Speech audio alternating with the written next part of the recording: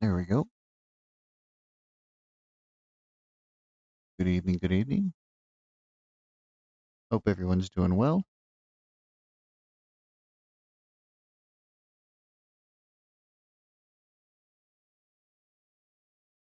Well, it's Tuesday, right? Hope everyone's having a good Tuesday.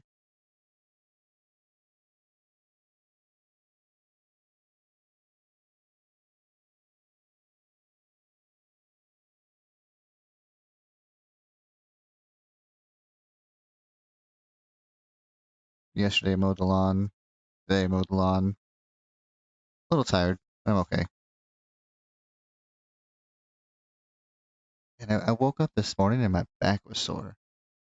As the day has gone by, because I've been moving more, it uh obviously doesn't hurt as much. But now, like my back feels great.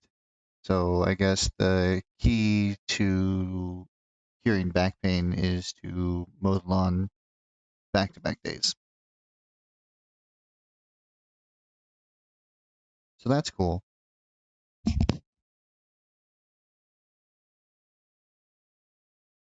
Just surfing the web right now. Not doing anything.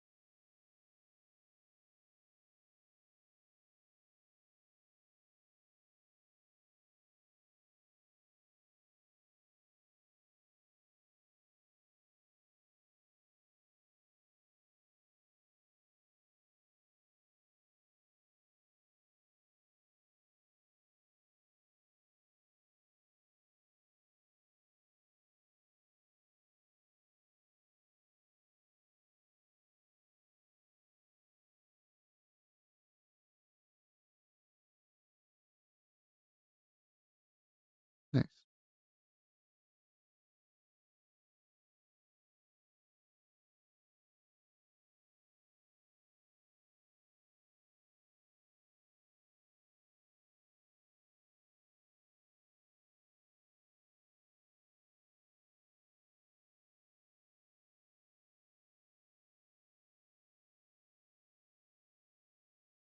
Ugh. Just cracked my back. That was felt great. Felt real good.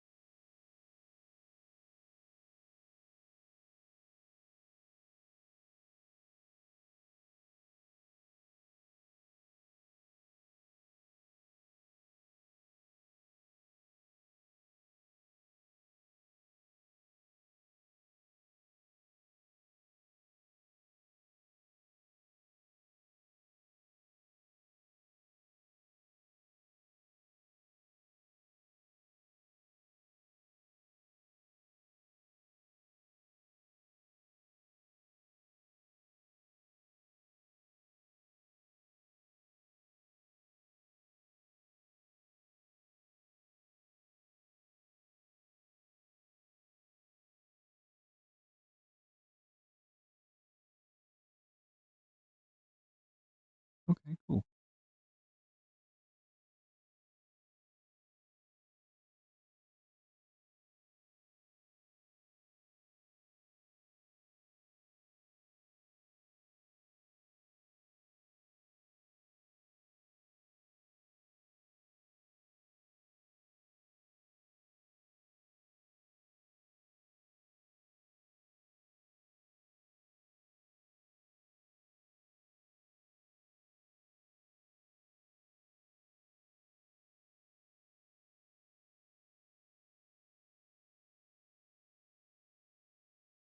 Hmm.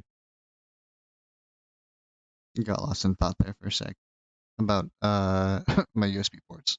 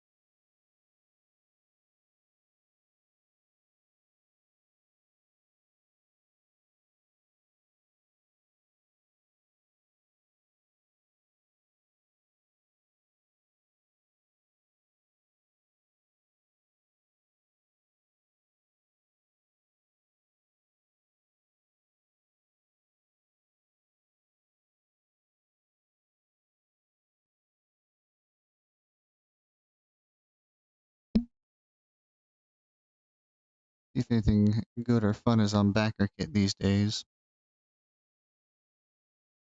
The last thing I backed on BackerKit was the MCDM RPG.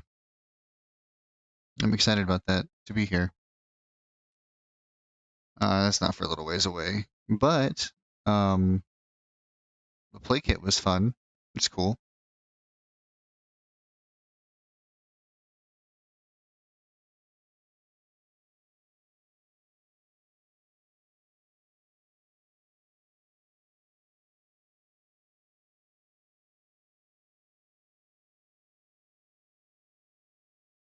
Lewd Dungeon Adventures, the card game.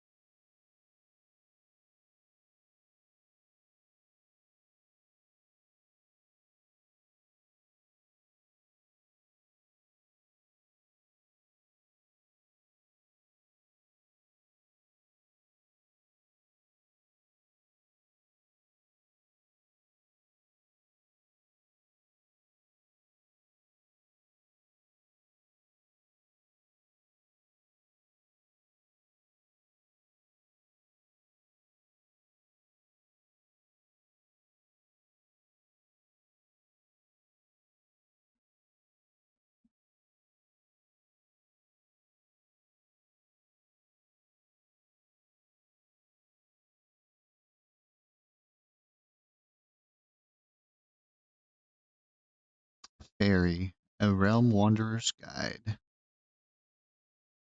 Feudal Fae expansion for 5th edition.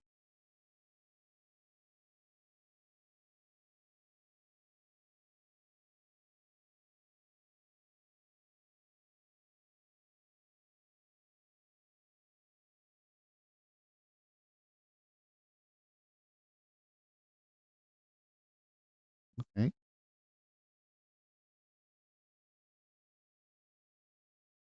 Brutal Fae setting inspired by medieval Britain. 10 bewitching new subclasses. The witch class, born of medieval British folk magic. That looks kind of cool.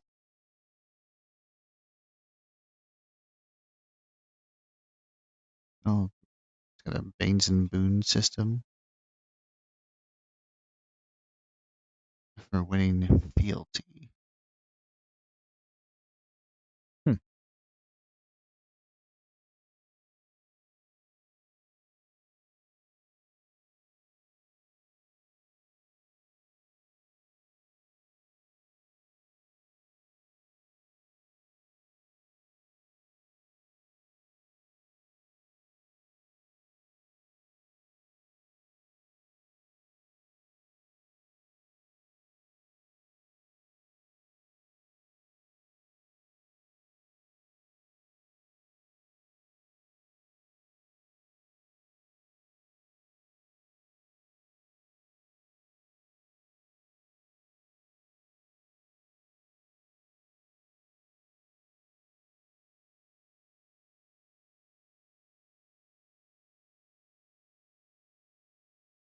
That's cool.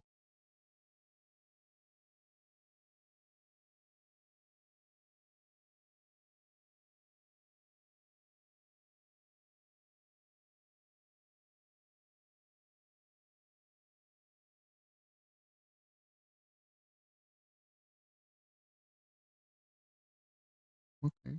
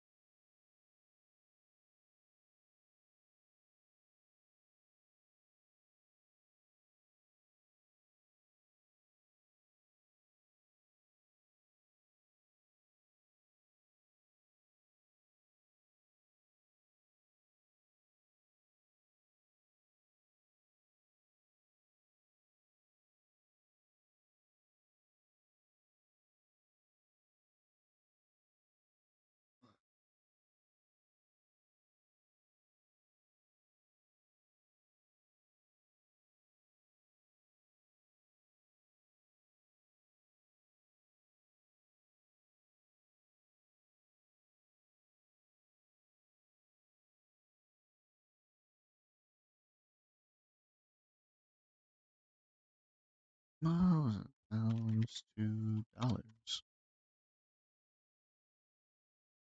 It's not horrible. Oh, $50. 44.96. Nice.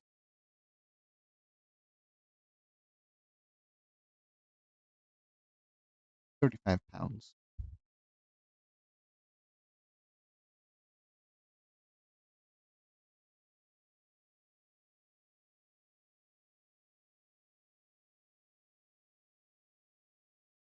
Nimble.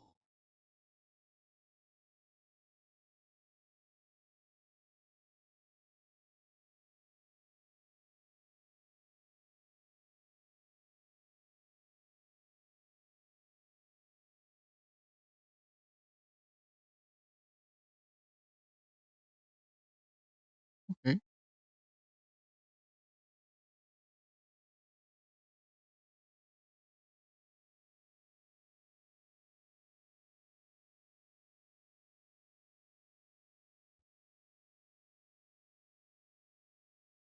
Exploding critical hits.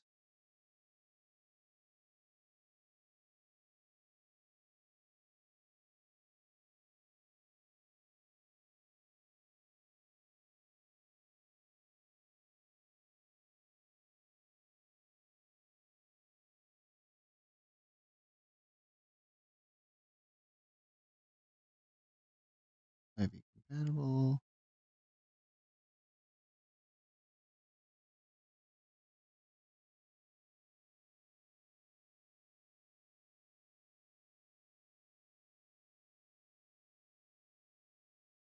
Those are kind of cool.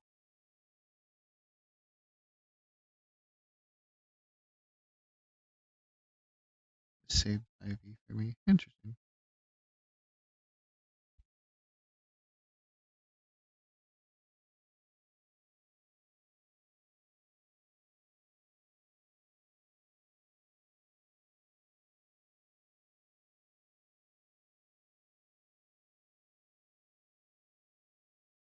Okay.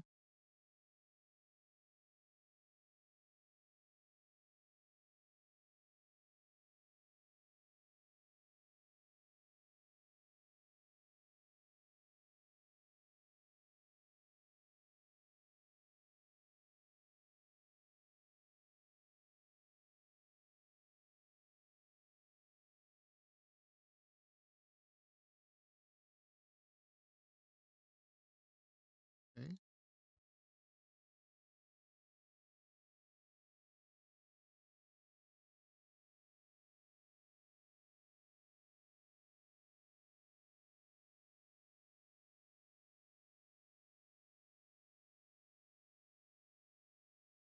Save those for a sec. There.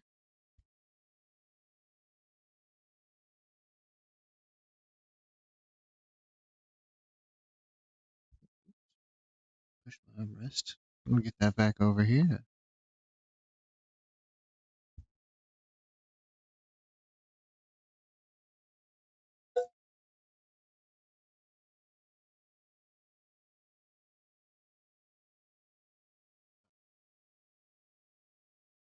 What are we putting over here?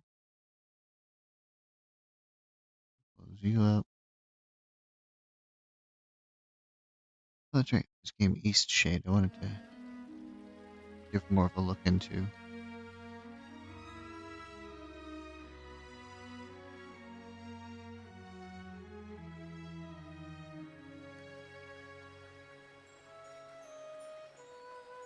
You say you've searched far and wide, but you haven't found it. Is it possible that you are perhaps looking for the wrong thing? Hmm. I mean, maybe.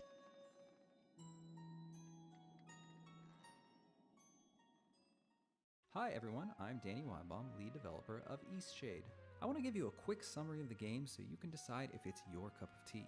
Eastshade is a semi-open world adventure game where you play as a traveling artist.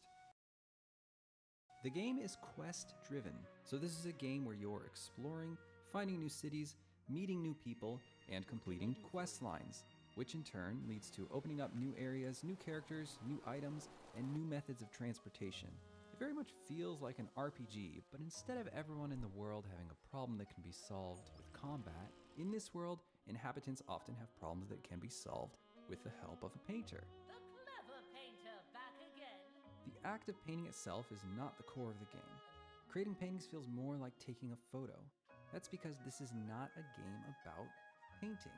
This is an adventure game. The focus is on questing, Okay. finding new places, and figuring out how to get to new places. Other game verbs include collecting items, some light crafting, Other brewing game tea, verbs. fishing, and one other special verb that you probably haven't seen in a game before, and that's gathering inspiration. You see, every painting in Eastshade costs 1 inspiration. The game is all about soaking in the world. We reinforce this with the mechanics by giving inspiration for certain activities. These activities include entering a new location for the first time, drinking tea, sticking around to watch a street busker, dropping by the tea house to watch a performance, Oh, having a soak in the local tea hot springs, house. and more. The quests themselves are pretty varied in nature and highly narrative with lots of intrigue and novelty. You'll do everything from painting the local wildlife to creating an ad for a hot air balloon ride, and of course getting to ride in said hot air balloon, solving ancient town Owl mysteries to people. That's catching kind of that cool. fabled big fish in the lake. So it's not all painting, but if you do love the painting quest, there's loads of them in the form of a commissions board at the big market. So this is not a walking sim. There's lots of progress and clearly defined goals for the player. It's also not a lonely puzzler where you're deciphering esoteric etchings. It's a Okay. lively world full of characters and quests. The characters are all fully voice acted, they have schedules, and the world has weather and a night-day cycle. Just picture a scaled-down big-budget RPG, but where the main verb of combat is replaced with taking paintings. It's a weird game. There really aren't a lot of things like it as a reference point. So I hope this video is informative as to what you actually do in the game.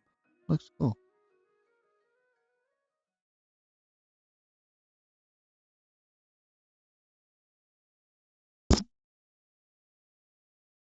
Hi everyone, I'm Well, oh, I don't should play again. Thank you.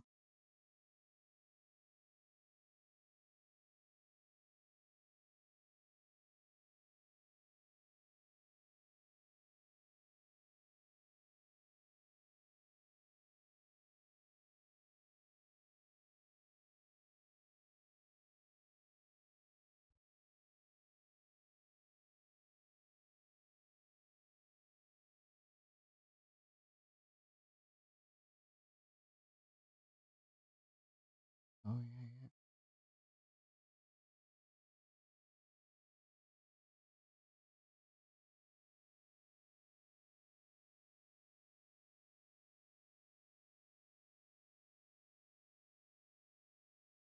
It's probably really fun. I feel like it's probably.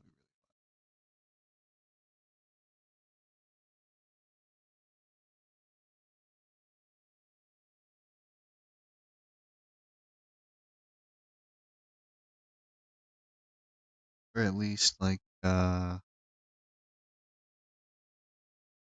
I don't want to say it like that, but like because it's adventure driven, meaning that it's going to hopefully take some time, right? You'll be able to put some time into it. So it will be a good time wasting game, a good time spending game. I guess in general, just I guess that means a good game to play.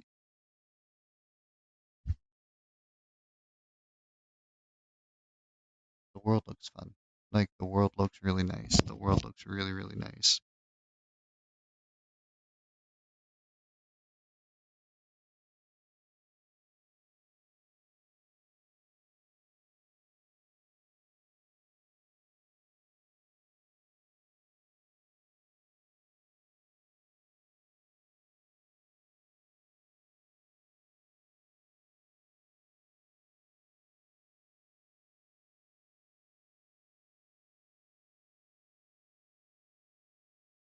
That's kind of cool.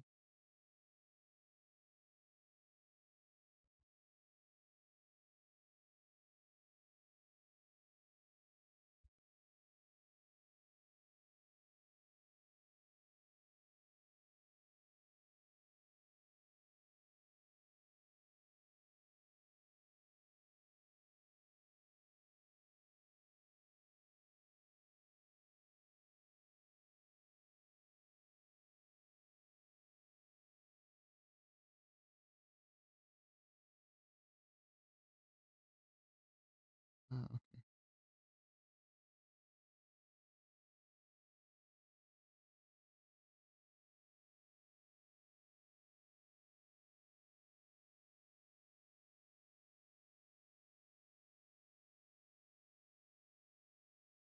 yeah, there we go.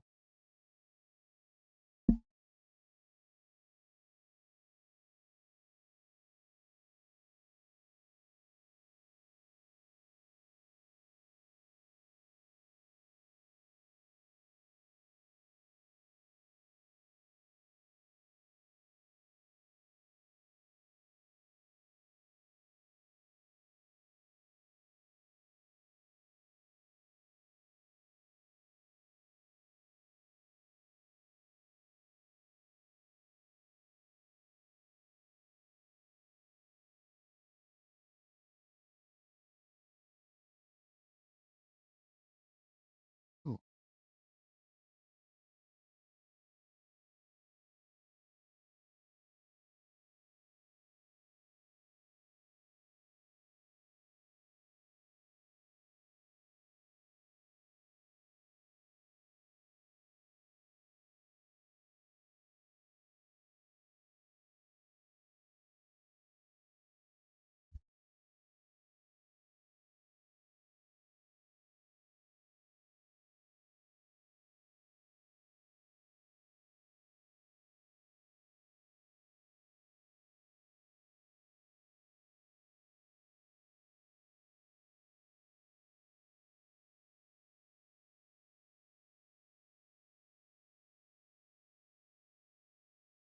Okay.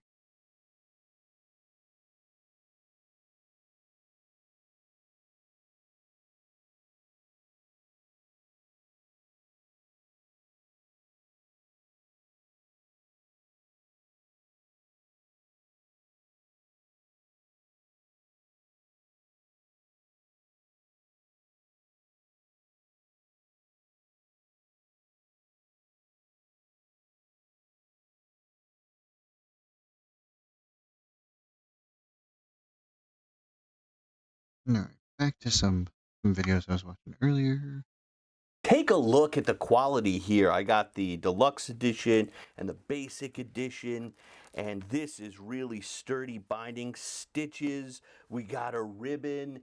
This is the player's handbook, Dungeon Master's Guide, and Monster Manual all in one. Plus, I'm sure they're going to be selling Cursed Scroll. You got 3 zines, but these books have everything you need to run the game in them. What a tremendous value. All you need to run years of this game is right here. Look at this Game Master screen. Sturdy cardboard, treasure, name charts, fantastic art. If Is it you like haven't out of picked up print right Shadow now? Dark yet, Pretty sure it you is. have to stop at the Arcane Library booth. Next up, Free League. I don't think anyone makes more beautiful looking games than Free League. Of course, there's Alien and Merc Bori, but Vaesen, Into the Odd, and Symbaroum. People have been asking me for a review of Symbaroum for the longest time. This is a great looking book. It is actually a very simple D20 based system. Vaesen I haven't actually read yet, but I love the art layout. The art is really unique and creepy. It's Nordic horror role-playing. Really excited about it. And then we have Into the Okay. Odd, Chris McDowell's masterpiece. That and Electric Bastion Land. And it's one of the most influential role-playing games in terms of mechanics that's come out in the last few years. So you should check it out. And I almost forgot Blade Runner, which I'm actually going to be running at an event. That event is sold out, but you can check out this book. It is absolutely gorgeous. I love the slick pages, the art, the maps. It is so evocative. This is an absolutely beautiful book, and I can't wait to run Blade Runner. There's a YouTube channel, but you're not helping it, Leon. Okay. Press the subscribe button. Thank you. Now, Free League publishes Merc Bori and Pirate Borg, but you can also buy Pirate Borg at booth 2138 from Limithron. I reviewed Pirate Borg in a recent episode. This game is great, and they're going to have tons more stuff, tons of adventures, tons of support material. You're going to love it, and they will be at booth 2138. Next up, Cubicle 7. Publishers of Warhammer Fantasy Roleplay 4th Edition and the upcoming Victoriana 5e RPG and the legendary Enemy Within campaign. The campaign has been totally reimagined. Even if you don't play Warhammer, you could still run the Enemy Within campaign. I've done it and adapted it for Deathbringer and Dungeons & Dragons. I'm sure you could do the same thing for Shadowdark. I think it is one of the best campaigns ever written, particularly the chapter Shadows over Bogenhofen and Power Behind the Throne. And Cubicle 7 can be found in Cubicle 2121. Next up, 1515, where I'm going to be checking out Mantic. Now, Mantic does not make role-playing games, but they make high-quality board games like Labyrinth and the Firefight tabletop battle game, and fantastic sci-fi and fantasy terrain. Here is a box. I got it last year at Gen Con. I haven't even opened it from the shrink wrap, but this is great. This is a tavern set, and the cool thing about Mantic miniatures is they're made of this rubber-like plastic that takes craft paint really well. So you don't have to waste your GW paints. You could use craft paint, and these will not break. So if you got kids, they're not going to be able to break your little table's legs off. If you've been watching this channel a long time, you know I love crafting. I used to craft little tables and doors and show you how to do it. But to be honest, you could just spend $20, get these, paint them up, have them table ready in just a couple hours, and it'll only run you about $20. And they're always doing a 2-for-1 sale, so don't forget to check out Mantic. Next, I'm heading to booth 1405. Games Plus. Games Plus is the finest games retailer in the Arlington Heights, Mount Prospect area of Illinois, home of Sebastian Maniscalco and my Aunt Vivian.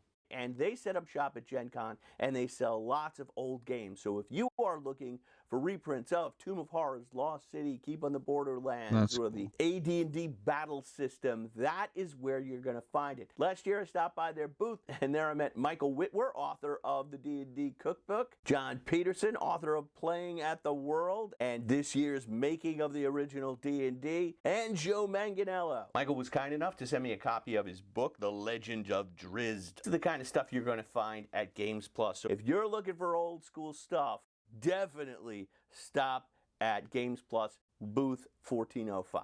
Okay. Our next stop is Ninth Level Games in booth 555. Ninth Level Game publishes the very excellent Sword and Sorcery Mazes, great fantasy role-playing game, as well as Kobolds Ate My Baby. It is just wacky, comedic fun. You play a kobold loyal to King Torg, and anytime is mentioned, everyone on the table has to shout, "All hail King Torg." And there's all different types of cute kobolds you can play, like bureaucrats, court jesters, cowboys, criminals, and my favorite, the rules lawyer. It uses the same system as Mazes, if you're familiar with that. I played this one last year. Tons of fun. Also nominated for a Game of the Year. Next up is Chaosium, booth 511. This has always been one of my favorite booths. They always have cool Cthulhu statues and stuff like that. But in addition, they make great games, including Call of Cthulhu, basic role-playing 7C and RuneQuest. And Mike Merles, lead designer of 5e, is now working there. He's going to be running RuneQuest.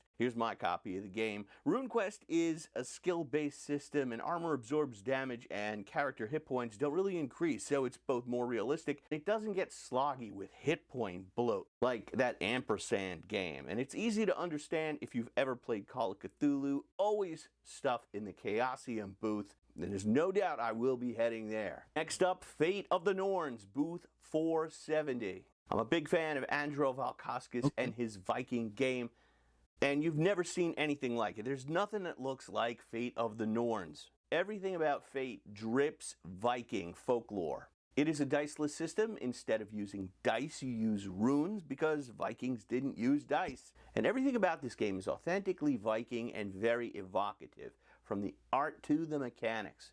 I also have this illuminated Edda. It's written in prose form instead of verse, making it very accessible, but this is first-rate stuff here at this booth. And Andrew's got one of the best game master voices I've ever heard. So I'm a fan of Andro Valkauskas and his Viking game. And Also,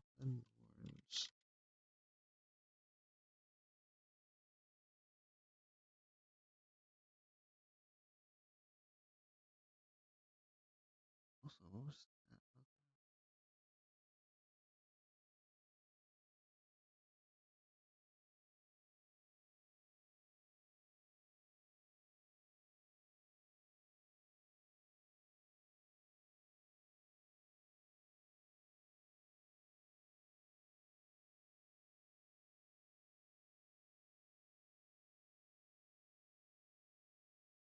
as kobolds ate my baby, That's it right. is and Crusade, making it very accessible. go. But this is first-rate stuff here at this booth.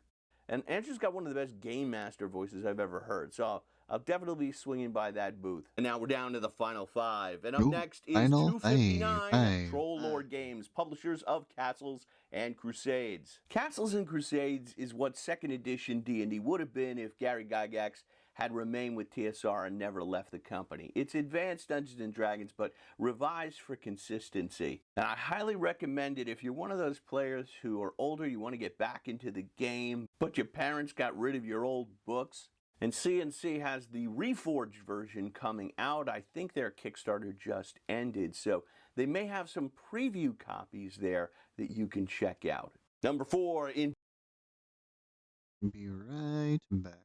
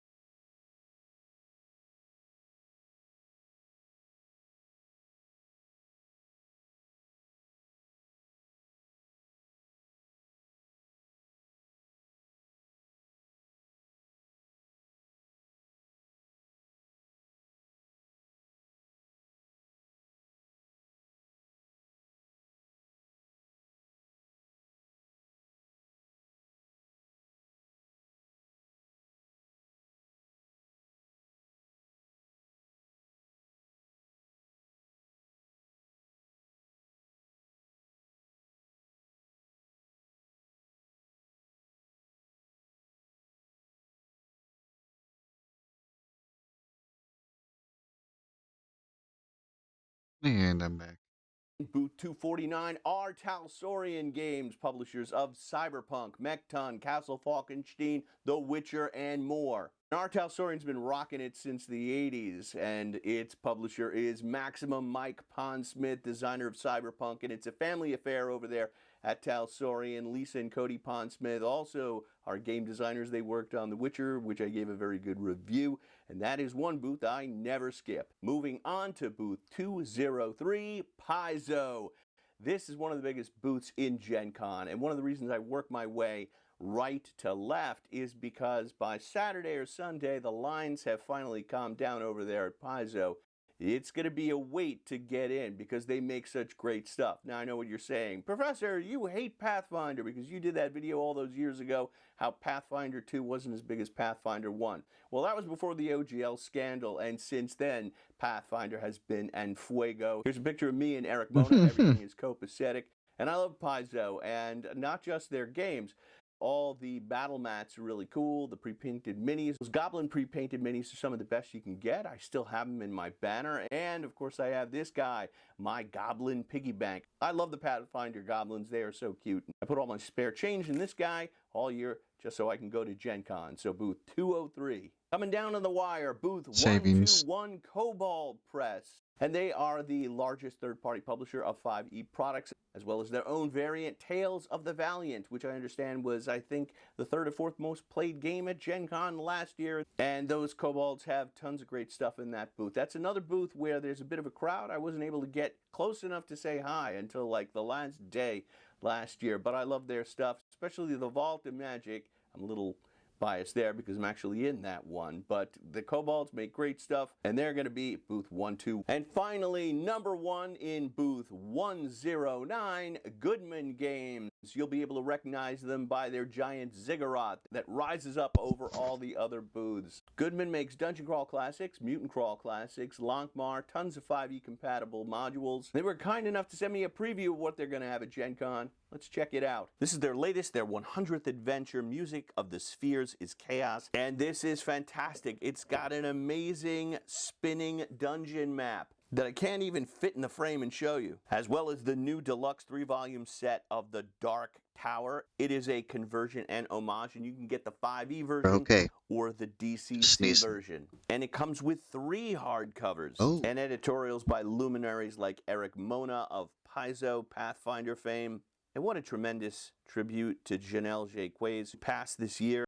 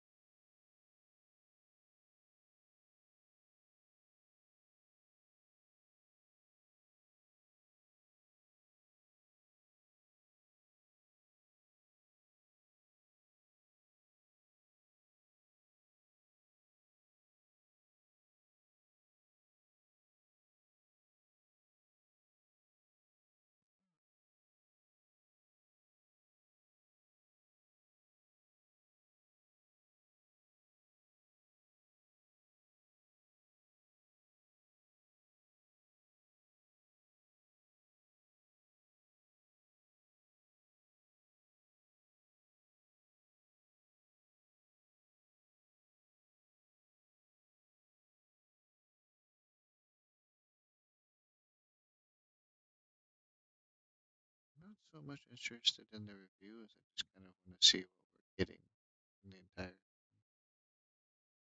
Like, edit review question mark. I get it. I understand. I understand. I do.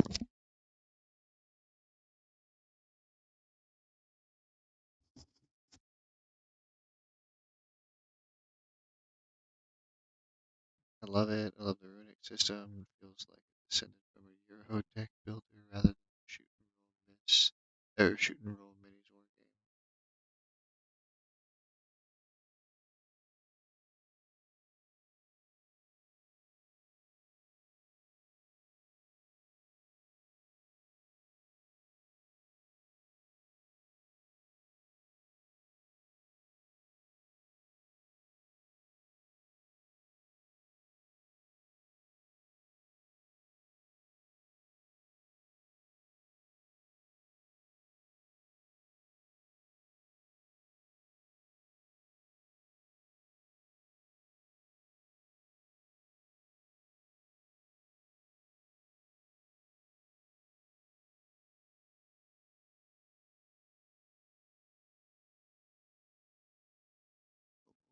My baby.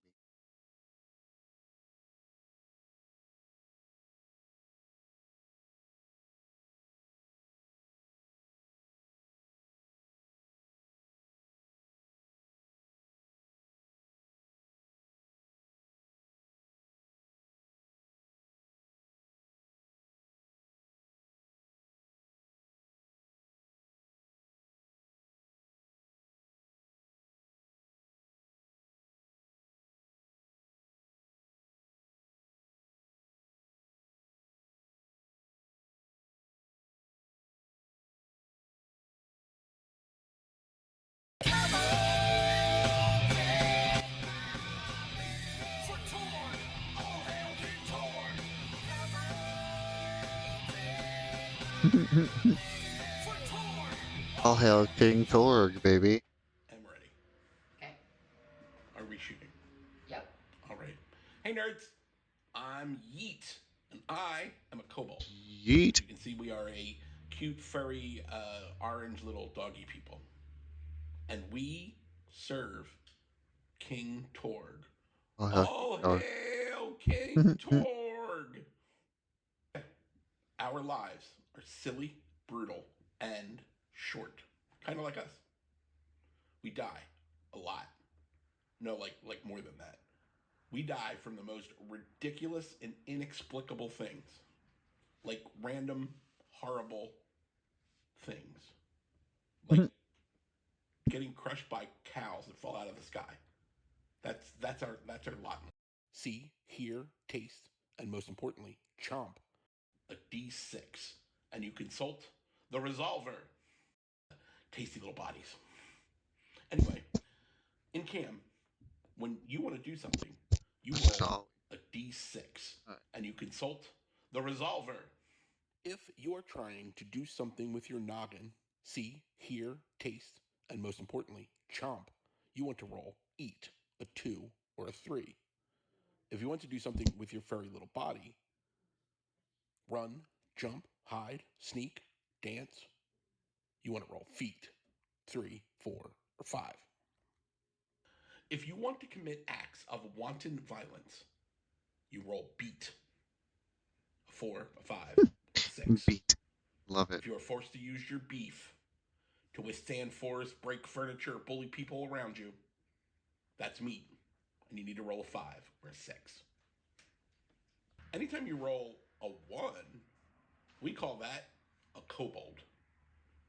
If what you're trying to do is something that a kobold could do, or it's something that your job would be good at, it works. Finally, you might just roll a 6. Anytime you roll a 6, regardless of what you were trying to do, you can try instead to cheat. You succeed at what you're going to do, but you take a kobold horrible death check. What's that you say, Yeet? A death check? Oh, we will get to that in a minute. In addition to rolling dice, there are 3 other things you need to know about your kobold. Kobolds love stuff. And you can carry 2 things, one in each of your paws. Each of the things might give you advantage when you make a roll. Trying to stab a dude in the face? Well, if you have a knife, that would allow you to roll that with advantage. When you roll with advantage, you get to roll 2 dice, and it works if either is successful. Trying to run away from a crocodile? Well, If you are carrying a box of rocks or a magic spell book, that's not going to help you. But you have a pair of sneakers, you get to roll with advantage. Some gear may be really, really good, like too good for kobolds good. In that case, it's dangerous. Things like magic spells, You're too dangerous, sir. potions, military grade explosives. You get the idea. Whenever you use a dangerous item, you have to make a kobold horrible death check. Again, we will get to that in a minute. You now know almost everything you need to play Kobolds Ate My Baby. Just two more rules. Okay, one, every kobold has a job, and a lot of jobs give you a special hat that will make other kobolds jealous. You may be a warlock's apprentice, or a ninja, or a cowboy. Ninja. There are endless possibilities. Whenever your job could help you, you can negotiate with the mayor to roll with advantage. Also, anytime you roll a 1, if it's something that your job would do, it succeeds. Like, I'm a cowboy, so I'm going to ride this skateboard because cowboys are good at riding stuff. Finally, the most important rule in Kobolds Ate My Baby.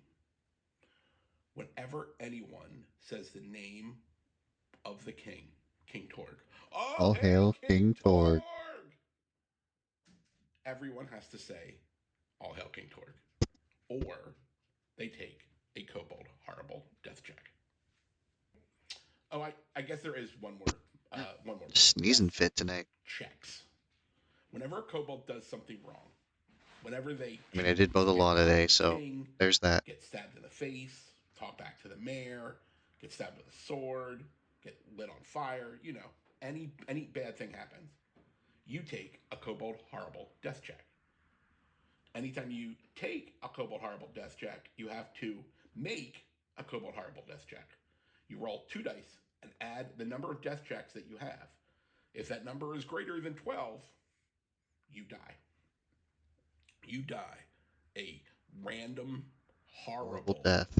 death. And that's Kobolds Ate My Baby in a nutshell. Nuts. But you forgot to tell them about the soliloquies.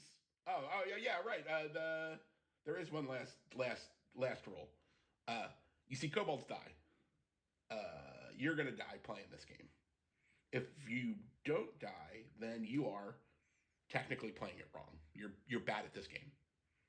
The reason the kobolds haven't gone extinct is because there are a lot of us. Like, a lot. Like, rabbits breed like kobolds, if you pick up what I'm putting down here.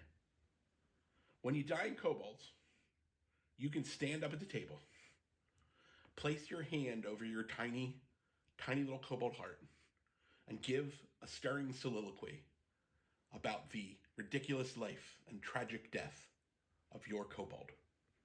And then you get to make a new kobold and jump right back into the game. Bangarang! I hope, friends, that you are ready That was funny. to get pulverized, chopped, diced, Or stabbed, dared. pot boiled, lit on fire as a kobold. May your babies always be fresh and plump, and may the king not eat you with a side salad. That Welcome salad. to Kobolds Ate My Baby. All hail King Torg! All King hail Torg! King All Torg. hail King Torg!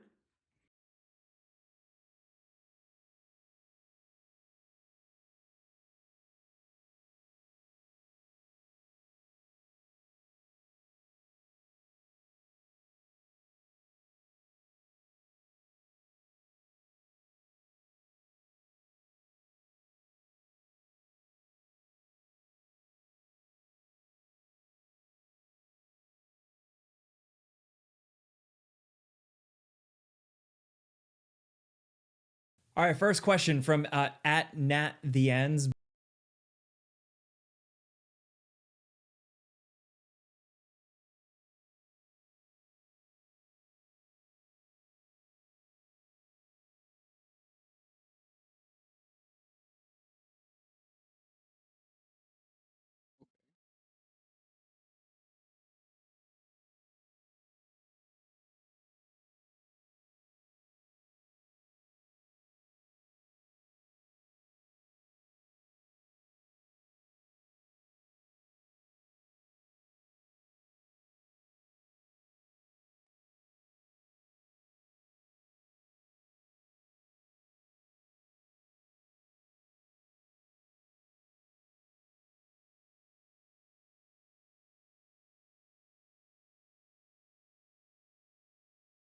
Ooh.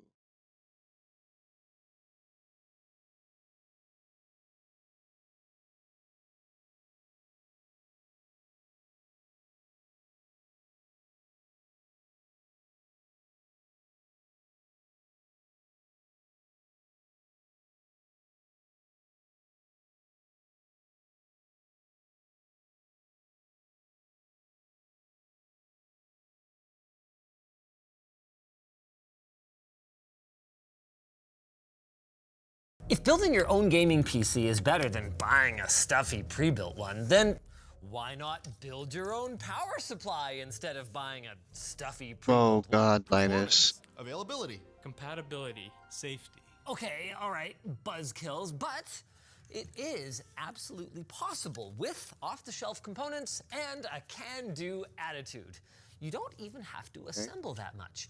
Pico power supply modules, like this one, used to be expensive and hard to find. But these days, you can get ones that claim to handle up to a mid-tier gaming PC for as little as 20 to 30 US dollars. Of course, you will need some additional bits, but by the time we were finished, and this really is it, we had a power supply for under $40 that not only powers the gaming PC that you're looking at right here, but even survived a trip to the lab with what I would call acceptable results. So why don't people do this all the time? Well, let me put it this way. When Seasonic heard we were going to attempt this, they volunteered to sponsor the video as a demonstration of their confidence that nothing we show you today is going to harm their sales. All right, Seasonic, challenge accepted. Oh no. But in a world first, somehow, the AliExpress description might be more appropriate than our generally accepted term, because this is not a power supply, at least not in the way that we'd think of it. It's got some power supply characteristics, like its 24-pin ATX connector that goes into your motherboard, its step-down converters for 3.3 and 5 volt, as well as a few small capacitors for smoothing. But what it lacks is any way of converting your household AC to the DC power that your electronics absolutely need in order to function. That is the part of your traditional power supply that realistically is doing the heavy lifting. And the 12-volt power brick that you need in order to make one of these fully functional pretty much wipes out any potential savings from a DIY unit. At least it would if we had to buy one. 12-volt power is used for all kinds of things, like smart lighting, Salvage accessory things charging, now, huh? and even to power small household appliances. The issue that we run into is that these devices use very small amounts of it, and desktop computers need a lot. Now, one option we did legitimately consider was combining multiple basic power bricks. I mean, the 450-watt version of our Pico PSU here actually has 2 barrel plugs for 2 inputs. So if 2 is good, then more must be better, right? Well, wrong-ish. The thing is, we only really considered this to illustrate why it usually isn't a great idea. If both power supplies are the same, it's not the worst thing, but even 2 units of the same model might have slightly different output voltages, which can lead to backfeeding, voltage drops, or unexpected side effects. And if the 2 power supplies are rated for very different output amperages, one could end up overloaded while the other is underloaded. Our next brilliant idea was to look for the cheapest high current 12-volt power supply we could find. This one is typically used for big LED arrays and can do up to 240 or 250 watts, depending on how you do the math. Let's see how it goes. We do still have some other ideas to get over the finish line here, but before we do, let's talk about what differentiates a quality PC power supply, like this one from our sponsor Seasonic, from a bottom-of-the-barrel unit like this one. A quick word of warning, by the way, guys. While our LTT screwdriver, lttstore.com, is a high-quality screwdriver, it does nothing to protect you from the dangers of opening a power supply, and you should not be doing this yourself unless you're a professional and positive that you know how to avoid electrocuting yourself. And with that done, I think it's pretty apparent which one is better, even if you have no idea what any of this stuff does, but for the sake of it, can cause some big issues. On Seasonic, these are large and plentiful, made by Nippon Chemicon, one of the top brands of Japanese caps. If you were to try to reverse engineer this unit, this bad boy cap right here would cost you like $6 on its own. Over here, we've got a handful of electrolytic caps from the likes of Chong X and DK, both of which have some pretty stellar reviews online. Voltage regulation modules. You know them, you love them. They ensure that your components get exactly the voltages they need. On the Seasonic unit, they're attached to a 90-degree daughter board with a big toroidal coil for each different voltage. On our no-name, there are none.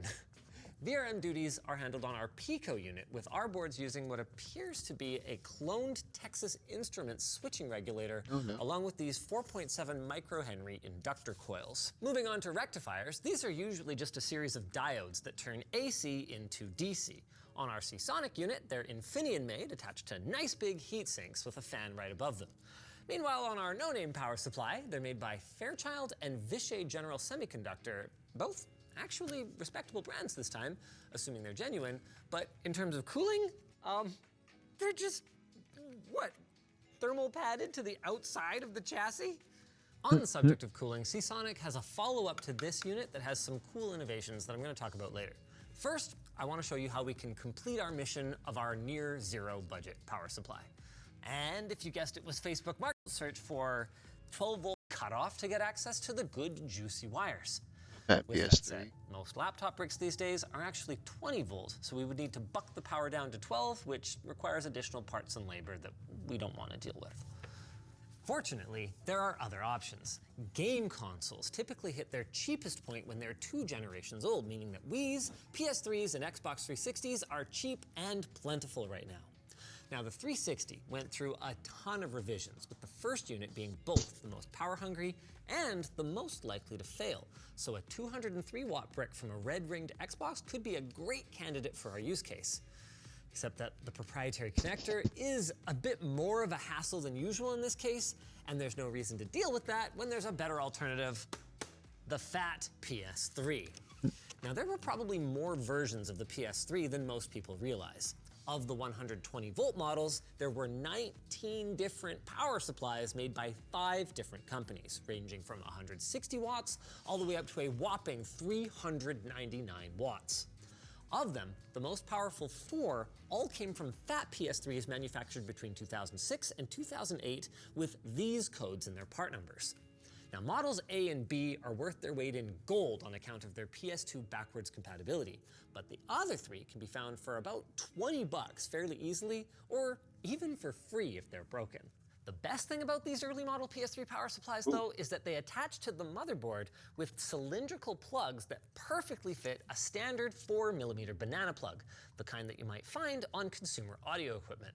Just make sure that if your banana plug has a metal housing, though, that it is completely covered so that you don't accidentally start a fire. While you're digging through the trash of your local stereo store for banana plugs, by the way, be sure to grab some 12-gauge stereo wire, as it will work perfectly for carrying this much current. Any smaller, though, and yeah, you're going to be back in fire bill. Then we jumper pins 1 and 5 on this little white connector right here. That's the equivalent of jumpering the green and black wires on an ATX power supply. Plug in our salvaged AC socket here, and I think it's time to power it on. Let's see what happens.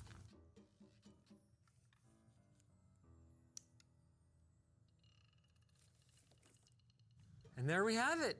Not only is it working, we're running Cyberpunk 2077 on a 4060, so it doesn't look amazing, but it's running. The whole system is even shockingly quiet. Does this PS3 power supply even have a fan in it? No. Oh, is that bad? Yes. Ah, okay. So you might want to account for another couple of dollars in your $40 budget if you wanted to replicate something like this. But I think there is one more question remaining, and that is whether you would even want to. Why don't we send this thing over to the labs to test? And this time, I'm taking off your cute little test as 275 watt sticker that was to ensure that it survived the first time around. Let's take it all the way to the limit. When we first gave this to Lucas from the labs team for testing, we asked him to treat it like a 275 watt power supply since that's all we really needed for our PC. That increased its odds of survival, but probably also negatively impacted its efficiency numbers. So let's try that again, and it's rated 384 watts of output. So it died? Yeah. Oh, well, it did manage to be a little bit more efficient, but at the cost of the power supply as a whole. In conclusion, does it work? Yes. Is it worth it? I'll let you be the judge of that. But if you decide that this looks like a lot of hassle for not a lot of benefit, why don't you check out our sponsor, Seasonic? Their upcoming Focus and Core power supplies moved several of the heat-generating components onto a dedicated daughter board that includes a perforated copper ground plane, essentially acting as a heat sink within the PCB itself. This allows, because OptiSync is also and connectors into a separate. I don't think I've ever seen this before. AMD is launching a new series of mobile CPUs, and the laptop they sent over is fine, except that it's limited to about half of the power of all these competing devices. When you limit power,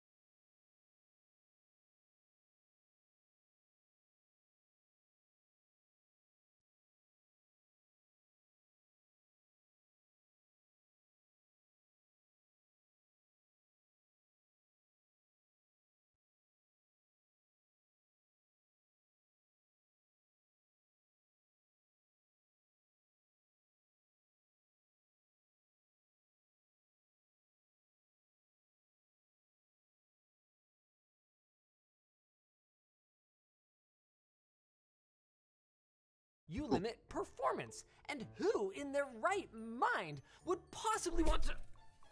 Great Scott! It wins anyway? That's right, folks. It turns out Ryzen AI 300 is so good that AMD took the performance crown anyway.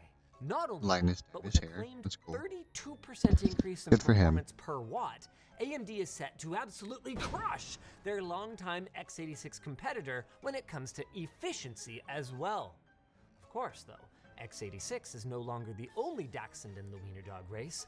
A month ago, Qualcomm came out of absolutely nowhere and absolutely embarrassed the rest of the industry with their 1-2 punch of great battery life and performance.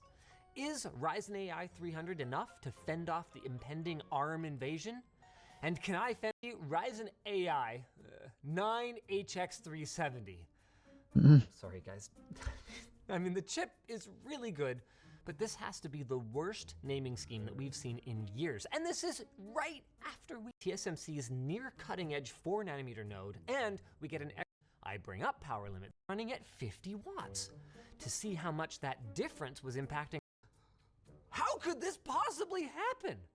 Our Ryzen AI 300 easily beats its last generation x86 competitors, and while Qualcomm appears to still be in the lead here, you gotta remember, that snap page is ripped out of the book because our Qualcomm device simply wouldn't open the program, helping to make AMD's case that emulation is still no substitute for native x86 hardware. Of course, these are laptop CPUs, so for many of you, heavy workloads are irrelevant and all that really matters is battery life. And hot smokies, has AMD ever improved here too? Hot smokies. Our ZenBook lasted over 11 hours away from a plug. Now this isn't a perfect test. The ZenBook has a bit more raw battery capacity than the VivoBook, and the screen Hot isn't the same either. But smokies. those small differences cannot account for the incredible 3-hour improvement that we see over the last generation. It doesn't quite close the gap with Qualcomm, but it puts AMD in the same ballpark as Apple for the first time since the M1, and AMD has a very compelling reason why you might overlook any small deficiencies here, and it's gaming. Is this a bag of apples? Is that a sword? Sick! Whew. The gunk Ooh. level is actually not that bad. We asked everyone on our team to submit their setups, and now we're going to judge them. Like last time, we won't know which staff member it belongs to until after we give them a score out of 100, so things are probably gonna get a little hairy. But I mean, we're not entirely heartless. Whoever gets the lowest score is gonna get free lunch, which we're going to pay for with money from our sponsor, who I'll tell you about after we do a couple of setups. Roast number 1, let's go. Oh my God. I don't know what's worse, the fact that that HP monitor contains so many bloody stickers on its bezel, or the fact that they didn't take them off. Them not taking it off is clearly worse. Also, this monitor is ancient compared to everything else that they have. This monitor has elegant functionality. Why are you being such a monitor shamer? If it's an old monitor, that's fine. My problem is that the rest of the stuff doesn't look old. They probably spent 6 times the amount on their keyboard than they did on their monitor. I don't know, this stain on their LTT desk pad looks pretty old. Or fresh. Oh. When I see a GPU that looks like this, and I see a mouse that looks like that, I see somebody who has their priorities a little... Yeah. Oh no. do this. You can replace this with a 1080p monitor, which is even going to be a resolution upgrade for like $75. Or on Facebook Marketplace, 20 like bucks. 20. I would buy a used one. Why, Literally like, $20. Yeah. Wait, we have to rate them. No, we have to rate them out first. of 50. So we get a total score to 100. Alrighty, we're gonna reveal in 3, 2, 1. I give it a 35. Wow, really? No. Ruthless. Monitor, 0. You don't get any points for that. You might as well not have one. I thought I'm supposed to be the mean one. This is Nolan. Nolan. His apartment flooded. So this is his after flood setup. I'll buy you a $20 monitor off Craigslist. Roast victim number 2. Well, this is obviously Nicole. I'm just gonna give it a good rating because I love Nicole. Wait a second. Are those headphones? Yeah, I was gonna say, well, there's also ones hanging from the thing, but. You wouldn't use these when you have these, would you though? You also have a lot of crust on your side glass. Real estate trading services, is there a footrest? I actually kind of love that. That's kind of. That's a 10 on my vibe meter right there immediately. I really like that. 10 vibe. Really cool wrist rest. Cool keyboard. Really cool keyboard. Why would you take a picture of your nail clipper? And is that one of those ear cleaners? Wait a second. What's going on? This is a new place. No, this can't be Nicole anymore. The individual updated their setup between first submission and second submission, but this is the same person. I saw the penguin and I was like, Nicole. Now I don't know what to think. Let's get some scores in. Well, I think we should rate the current setup. All right, 3, 2, 1. 44. 47. Dang. Nice setup. It's really good. It's Curtis from HR. Ah, okay. That checks out. The only reason why I rated balance down slightly was because the mouse pad. That's true. It's a good value. Like our sponsor, Reg. Make those around you Roast number A lot of 3. people going with the one vertical, one horizontal monitor setup. That's a nice setup. What is to the right of his computer that's like as big as his computer? Xbox. Oh. Really, Luke? You're so toxic PC master race, you don't even know what an Xbox looks like? At least PlayStation still looks like mildly unique. Dude, that is a hot take. What is with the hot That is a hot today? take. To be fair, all the stuff that this person did looks really good. I mean, you never know when you're gonna need gaming keyboard. I'm not Better even, I'm not even ergonomics. bashing it. Clearly this photo is staged though, and they still couldn't be ours to cable manage. I feel like this could be a designer setup. Yeah, but then they also have one of the more rare mouse pads, and their setup is quite aesthetic. That's the LTX mouse pad. It's not rare. Yeah, but you can't just like buy it all the time. You can just take it. Oh. Yeah. Perked. Hashtag perked. 46. Apparently I like 47. That's pretty high. This is Chewy, our social media manager. Nice. That checks out. Nice. Alrighty. Roast victim number 4. Wicked cushions. This is neat. Yeah, the keyboard's cool. Your temp is 0, so you haven't configured anything. Wait, go back to it for a sec. Okay, the date's right. Are you really going to give them vibe points for having the date correct on their computer? I mean, you can't even browse the web properly if the date's not right on your computer. I like the case. Whoa, just the Got wheels. some wheels. Hey, you know what though? You gotta store them somewhere. You're supposed to store them inside. It's actually kind of a vibe to have them right next to the computer. I kind of like it. Is this Plouffe? Okay, Don't look at me. I'm not saying anything. Keep guessing. No, there's no way. Why? Because Plouffe has aesthetics. Well, no, he doesn't. But he has more junk. This looks really nice. This is where the care goes. Yeah. How is everything out of your mouth? Even the nice things. Just brutal. The desk was featured in Do You Need Gaming Hardware? I bought it off the company the first month I worked here. They said it was okay because they weren't gonna send me back to Ontario. Oh, because he would have been on probation, so not eligible usually for a staff discount yet. All right, let's rate it. Alrighty, 3, 2, 1. 40. 46. Dang. I was gonna go higher, but then I wanted to troll Jamie. There you go. You got it. Jamie from Logistics. I think we'll continue that one. Continue that one tomorrow morning. Getting tired, so I'm gonna wrap it up a little early. Get the hay a little early. But if you stuck around, thanks for hanging out. If not, hopefully you watch it. If not, that's okay, because I'll be back in the morning. We'll continue some of this, and we'll play little games, I think, tomorrow morning. Thanks for hanging out. Hope you have a good night. We will see you soon. Take care.